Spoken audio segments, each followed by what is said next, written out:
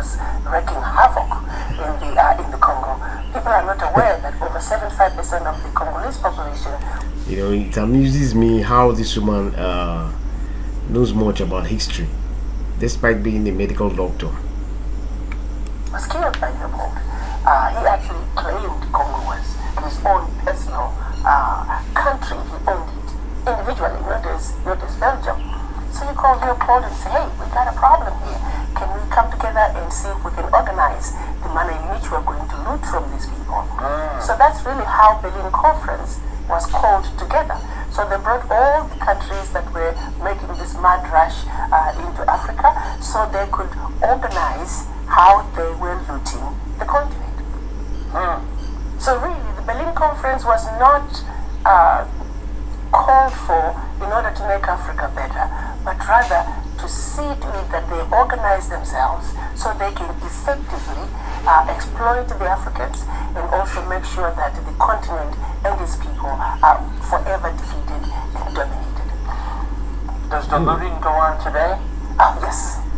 The looting continues, but it has put on different clothes. Now, there's something else they did during the Berlin Conference. Because remember, after they had traveled around the continent, found some of the most powerful kingdoms with well-established educational and religious systems. I mean, the African people are just resilient. When you get to know the Africans, you understand the African spirit. And they knew that if they continued the same way they were going, they would never defeat the Africans. So they set in place a system of colonization, making the Africans believe that everything that was African was bad and everything that was European, particularly British and English, was better. Now, at this point, I think she made a very important point, because even in Nigeria today, a lot of Nigerians like foreign things. I just discovered they prefer foreign things, anything foreign, and that might be traced to to what this woman is making, the point she's making at this very moment.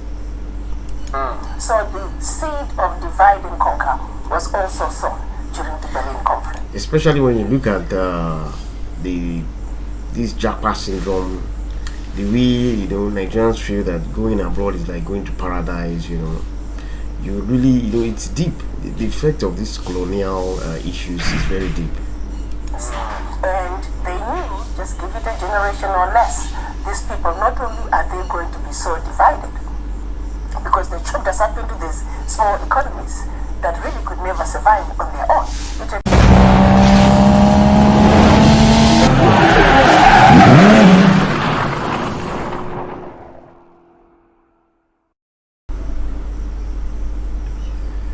Okay, so ladies and gentlemen, welcome back to the channel.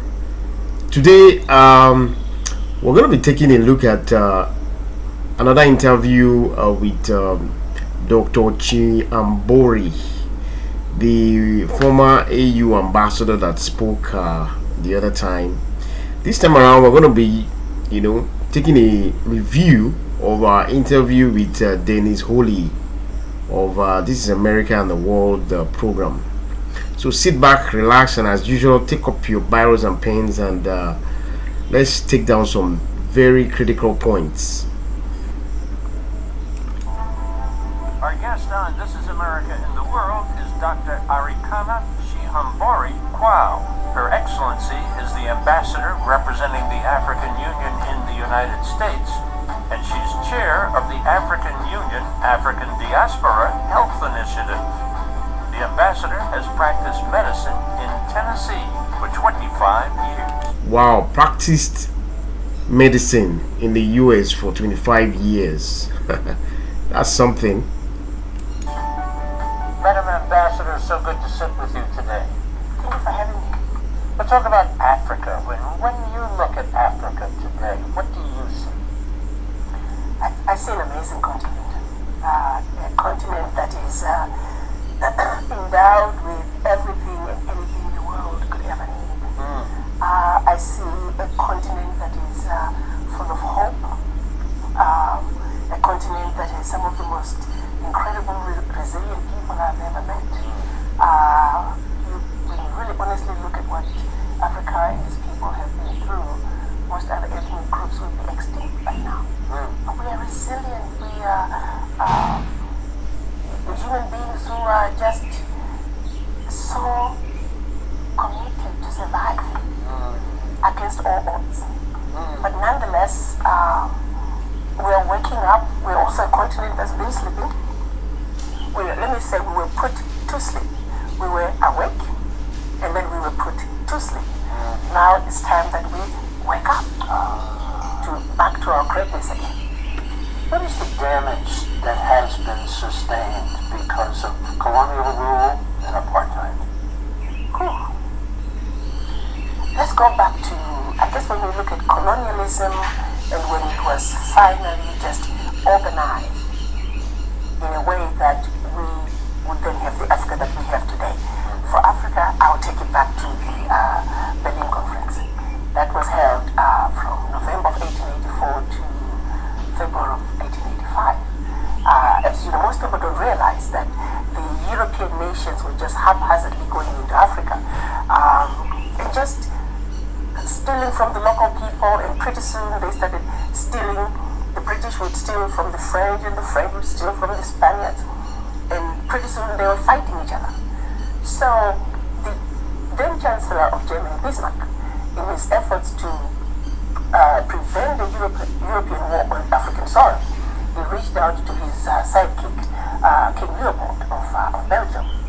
And at that time, as you know, Belgium, King Leopold was wreaking havoc in the Congo. People are not aware that over 75% of the Congolese population. You know, it amuses me how this woman knows much about history, despite being a medical doctor. Was killed by Leopold. He actually claimed Congo was his own personal country. He owned it individually, not as Belgium. So you call Leopold and say, hey, we got a problem here. Can we come together and see if we can organize the manner in which we're going to loot from these people? So that's really how Berlin Conference was called together. So they brought all the countries that were making this mad rush into Africa so they could organize how they were looting the continent. So really, the Berlin Conference was not called for in order to make Africa better, but rather to see to it that they organize themselves so they can effectively exploit the Africans and also make sure that the continent and its people are forever defeated and dominated. Does the looting go on today? Oh, yes. The looting continues, but it has put on different clothes. Now, there's something else they did during the Berlin Conference. Because remember, after they had traveled around the continent, found some of the most powerful kingdoms with well-established educational and religious systems. I mean, the African people are just resilient. When you get to know the Africans, you understand the African spirit. And they knew that if they continued the same way they were going, they would never defeat the Africans. So they set in place a system of colonization, making the Africans believe that everything that was African was bad and everything that was European, particularly British and English, was better. Now, at this point, I think she made a very important point, because even in Nigeria today, you know, a lot of Nigerians like foreign things. I just discovered they prefer foreign things, anything foreign, and that might be traced to, you know, to what this woman is making, the point she's making at this very moment. So the seed of divide and conquer was also sown during the Berlin Conference. Especially when you look at this Jackpot syndrome, the way, you know, Nigerians feel that going abroad is like going to paradise. You know, you really, you know, it's deep. The effect of these colonial issues is very deep. And they knew, just give it a generation or less, these people, not only are they going to be so divided, because they choked us up into these small economies that really could never survive on their own. You take a country like Equatorial Guinea, Central African Republic, Malawi, Rwanda, Burundi, you know, they're economies that even if they struggle and begin to do better on their own, if the master decides you're becoming too smart, they're very easy to destabilize. And that's exactly what has been going on in our Africa. So Berlin Conference, people don't realize it was designed to see to it that the Africans are forever defeated. So for those who turn around and say, but Ambassador, don't talk about the Berlin Conference, it was a long time ago. And I'll say, as long as we have a country called Malawi, a country called Zimbabwe, a country called Central African Republic, or the African countries really for that matter, Berlin Conference is alive and well. Because that which they set out to do 124 years ago, it's still in place. Nothing has changed. So how can they say Berlin Conference is a thing of history? Don't talk about it. No. What's really sad and what should disgust the world is to say this policy was put in place 123 years ago and it is still in place and nothing has changed. But what's really worse is when you look at what France did to the Francophone countries in 1958, when they were leaving, quote-unquote, leaving the continent. They gave the Francophone countries two choices. You can be independent with some affiliations to France, or you can be independent with no affiliations to France. Well, Guinea and Mali said, we're done with you, France, goodbye, leave us alone. That's how we had the first ever known union of any African states. They went into those two countries, took everything that they thought they had brought to them.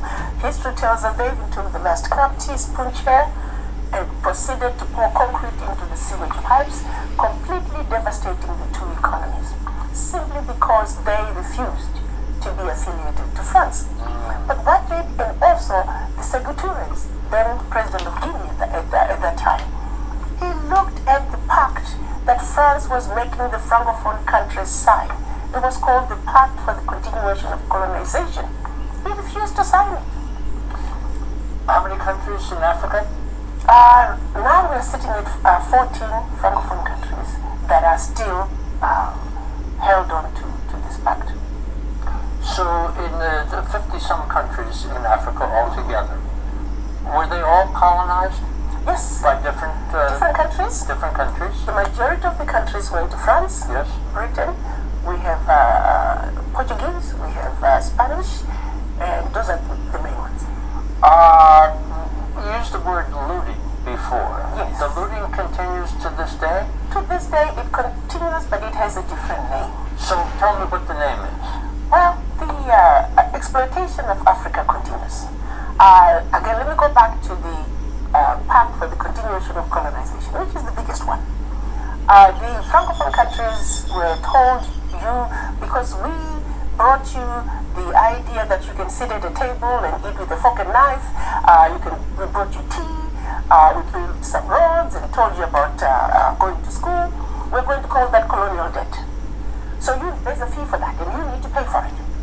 They were also told that you must speak French as your official language, and it must be your language of instruction in schools, and we will be the one to decide your education. You see, the issue of this foreign language, being forced on African countries, and particularly Nigeria. I'm going to be making a video very soon on that issue, because the better science and technology is taught in indigenous language. The best output, economically, socially, or in any wise, any African country or individual will be, because the indigenous language is the first mode of communication with the environment. Okay, so just imagine if you're taught science and technology in your local language, how effective that would be. System.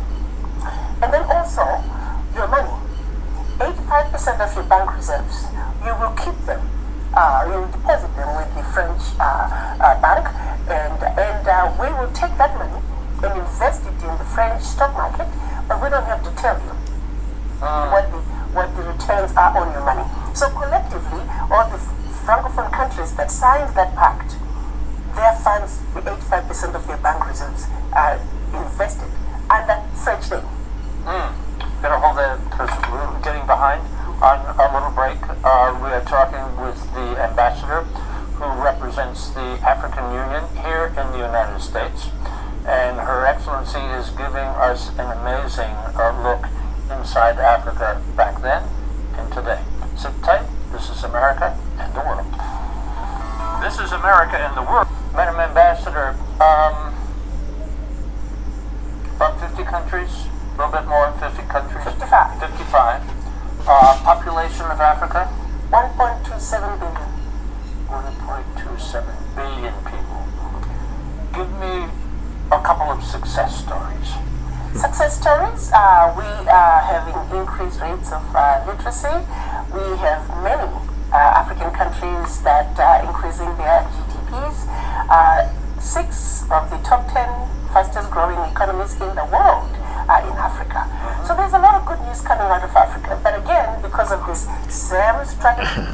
Well, for me, I feel that the first question being shown here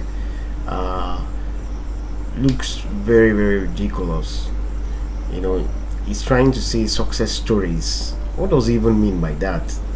What does he mean by success stories? Is he trying to say that before the Africa experienced colonialism, there was no success story? I mean, there were ancient kingdoms in Africa way before the Europeans came. You know, and this brings us to the you know, some of the weird narrative that comes from this kind of people, because they feel they're the ones that is bringing development and all that, success stories and all that. Of branding Africa as a diseased and dying continent, where people are constantly at war with each other. People are not seeing the good news out of Africa. So what are the myths? What are the myths about Africa? Just name 3 things that we should get in our minds, that when Africa is in the conversation or Africa is in the news, that we should be thinking about. 3 myths. 1, Africa is the richest continent on earth by far. Hello? Yes. No continent comes even close. 1, 2, we are all Africans, because life began in Africa. Life as we know it, I can tell you that right now. You do your DNA testing, I can tell you a good 50% of you is African. We are all Africans. And thirdly, Proud to be. thank you. And then thirdly, I want everybody to know about the wonderful news coming out of Africa. Remember, we were talking about the Berlin Conference, how we were designed to fail through these little countries we were divided up. Well, guess what? Game is over.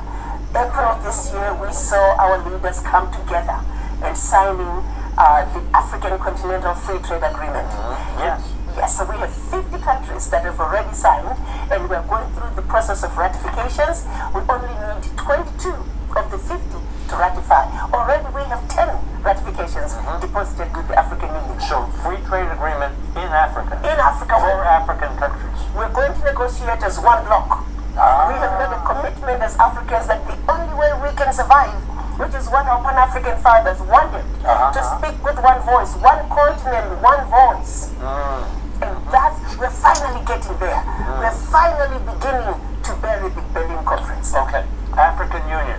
What is it? What's it all about? African Union. Remember when our Pan-African leaders met in 1964 and created OAU?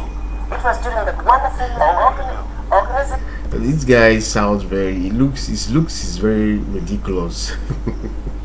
I'm sorry to say, but it's just what I feel. Of African unity. That's when Kwame Nkrumah proclaimed Africa was for Africans and African Union now. 55 years later, we are yet to attain that perfect African Union, but that's okay. We're getting there. He also proclaimed you were not African because you were born in Africa, but rather you were African because Africa is born in you. Now, this is the most beautiful part. Yes. Nice. As I've lived in this country, I've met many people who may never have been born in Africa or never have even set foot in Africa, but they have Africa born in them. So I see a lot of brothers and sisters who may not look like you, but they're definitely Africans. Since 1964, after the creation of the OAU, the whole purpose of the OAU was to rebuild the Africa and destroy the boundaries that were imposed upon us during the Berlin Conference. It's been difficult because remember that seed of divide and conquer, it's deep among us.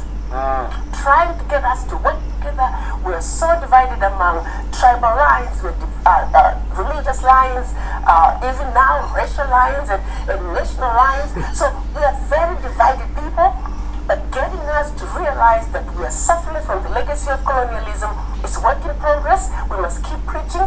People must have a serious conversation with the image in the mirror, because the healing starts here. How about your job, your mission? My mission, I am sent here by the 55 African heads of states and my chairman, Musa Faki Mahamat, two major mandates: to promote Africa in the Americas, and also to strengthen the bridges between Africa and the Americas, and to bring the children of the diaspora back home. There are challenges, of course. Yes, they are. Poverty still. Yes, Conflict. Literacy, but education are moving along. Health. You're a physician. You're a physician. That is a serious problem. People are not aware. If all the continental African doctors were to return home today, we're only going to meet about 20% of the need. Africa needs at least 1.2 million doctors today. So as you can imagine, no amount of money put into healthcare in sub-Saharan Africa is going to deliver the desired results, because the capacity is simply not there. There are more African doctors, Ghanaian African doctors, in New York City alone than in the whole country. The same is true with Nigeria and many other countries. The same is true with education and all other sectors. The capacity that Africa needs to take its rightful place on the world stage is in the diaspora. And this is because of the brain drain. And the brain drain goes back to starting with the ones that came across the Atlantic in shackles, followed by the ones who came across the Atlantic in search of greener pastures. The result is the only ingredient that is missing for Africa to move forward are its children. So that is why the African Heads of States and the African Union Commission are committed. Now, let me make mention of this section, and I would want you guys to recall that psychiatrist who went to Canada. He says he wants to impact the world. You know, look at what this doctor is saying now, that Africa needs more doctors. And we're seeing a doctor that sold a duplex and 3 cars and abandoned his psychiatrist consultant hospital here in Nigeria for greener pastures. For what? For his children? More. Okay, he's making the argument that it's more for his kids. Alright, but I mean, it just doesn't add up. He's saying that doesn't add up, because Africa needs its own citizens, its own indigenous people to develop itself. Because anybody coming from outside of the continent is most likely coming to fleece or to, exploit and take advantage and dump the remaining trash on the people. So I don't think there's any justification for anybody saying he's looking for or going for to make impact outside of the continent, without really thinking of the impact it's going to make in its home country. All right, this is very, very important. To see to it that we repatriate, we reverse the brain drain. This is a heavy-duty sentence that I've picked up in some of your interviews, past interviews. It's not easy being a black person on Earth. It is not. Can you talk about that?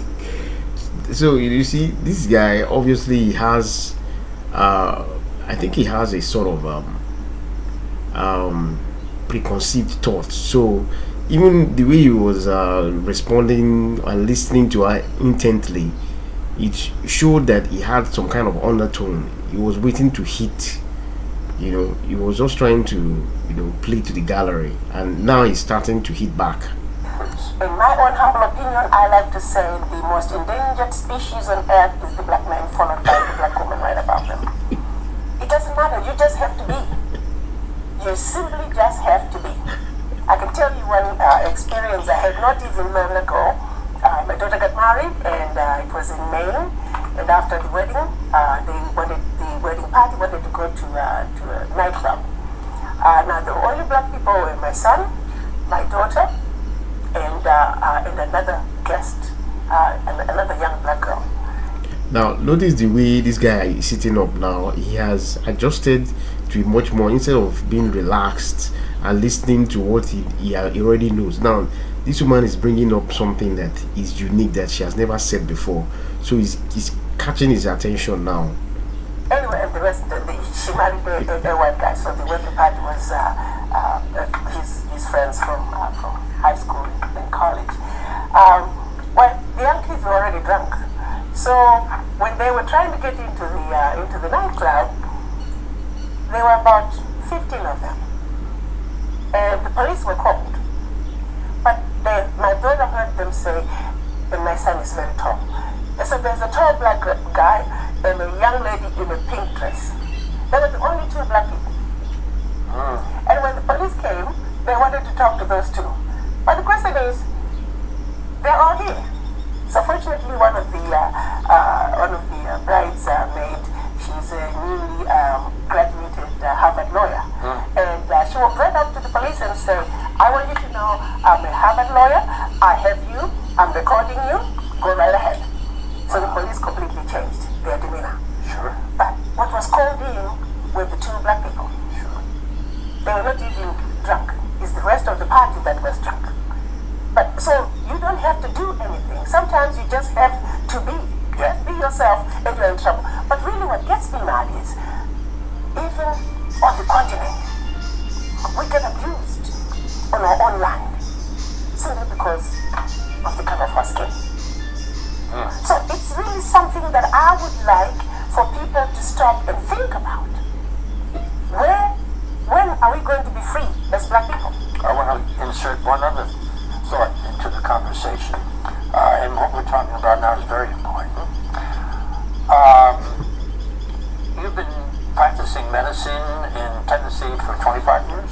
Now, the elaboration the Dr. Arikana just gave now completely swept this man off his foot. He didn't even have any response to that because she really hit the nail on the head at this moment. So he had no option than just to change lanes or switch, you know. Yes. I read something which said, talking about African Americans and Africans in the United States, they're saying that it is very... Then besides, I also want to mention that you can imagine our children experiencing this kind of thing there. You know, that should give you a glimpse or a simulation of the kind of things that is waiting for some of these immigrants who are just claiming they are going there for greener pastures and all that. They are not considering the impact or the adverse effect of these discriminations and the dangers that comes along with it. You are rather thinking about the money and some other things that is just temporary. difficult, and it is a daily task for a black person to fit into white society. Absolutely. But the question is, here's the way I look at it. Why should we even try to fit into anything? This is our world. I don't need to try to fit into anything. I just want to get along with you. Yeah. I don't need to try to fit into anything. And if you don't want to get along with me, fine, have it your way. Right. We need to, the reason we feel like we should fit in is because we're coming into this conversation from a level of inferiority. Yeah. Why do we feel inferior? And a superiority on the part of the white. Thank you. So we're coming in feeling inferior, they're coming in feeling superior. There is no conversation between white and black. That needs to be addressed, and we must pull this bull by the horns. As black people, we need to move up and realize that we're just as good as anybody else. And white people need to get off their high horses and come down. So we can have a real meaningful conversation. Much needed conversation. And that's part of why I'm here. Because I realize there's so much misunderstanding between Africans do not understand the Americans. The Americans do not understand the Africans. It gets in the way of trade. If you look at AGOA implementation, that simple legislation that is meant to help African businesses, we're not benefiting from it because when the African businesses hear about doing business in America, America is so happy. No, honey, it may be a lot of papers, but all you gotta do is cross every T and dot every I, one page at a time, and you'll get it done. But because it's America, there's a wall that falls, and it's difficult. You're representing the African Union in the United States. Correct. On a scale of 0 to 10, what's the relationship between Africa and the United States? I can honestly tell you right now, and I'm preaching whenever I have an audience to preach, America is still the most preferred trading partner by Africa. But my biggest fear right now, I see America slowly losing its place. I often say, Its place where? in Africa, in terms of being preferred. Because America is still, On a scale of 0 to 10. on a scale of 0 to 10, America is still number one. I like the the aura of this interviewer. The guy seems to be a good listener. I'll give that to him. He's a good listener. I think for his profession, he's good at that. Well, that's the desire, but how would you say the relationship is between the two countries? Number one? It's still good. Ah, That's what I'm saying. So, caution is to say, America, in order for you to maintain your position, this game is a new game. You need to call for timeout. You need to re-strategize. President Trump is a businessman. Yes. How do you sell a businessman on the importance of Africa? Well, I think President Trump is a businessman who likes to negotiate and he wants to always end up with the upper hand, and I don't blame him. That's why Americans appointed him. He's there to come out with the best deal for America, period. And he wants to get that deal by any means necessary.